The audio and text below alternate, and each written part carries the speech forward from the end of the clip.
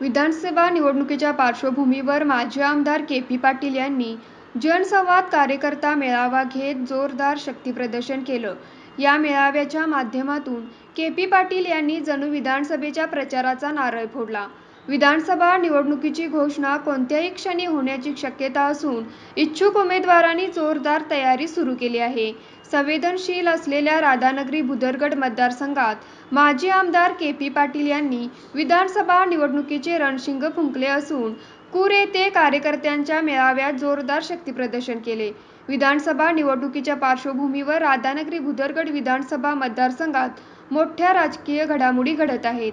माजी आमदार के.पी. पाटील यांनी महाविकास आघाडीचा आपणच उमेदवार असल्याचे जाहीर करून प्रचाराचा प्रारंभ केला आहे. संकल्प हवा बदल नवा या शीर्षकाखाली कार्यकर्त्यांचे जनसंवाद मेळावे घेतले जात आहेत. भुदरगड तालुक्यातील कूर येथे आज झालेल्या मेळाव्याला कार्यकर्त्यांची मोठी गर्दी होती.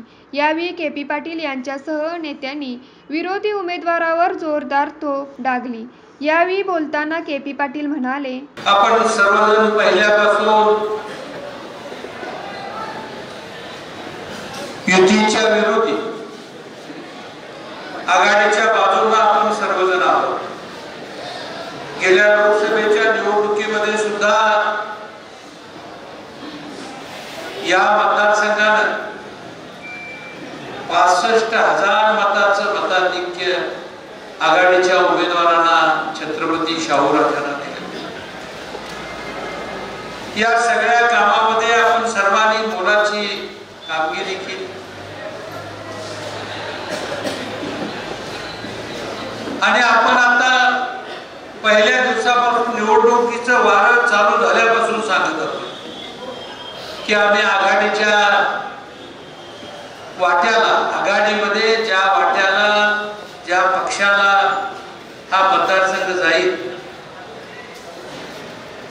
त्या पक्षाच्या मार्फत आपण उभं राहायचं आणि निवडणूक लढवायचीच असा निर्धार आपण सर्वांनी करू. यावेळी मतदारसंघातील कार्यकर्त्यांनी के.पी. पाटील यांना पुन्हा आमदार करण्याचा निर्धार व्यक्त केला.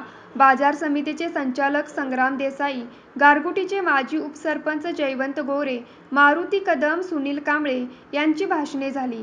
महिला राष्ट्रवादीच्या तालुका अध्यक्षा साधना बिरंबळे यांच्यासह पदाधिकारी मोठ्या संख्येने उपस्थित. न्यूज मराठी 24 कोल्हापूर.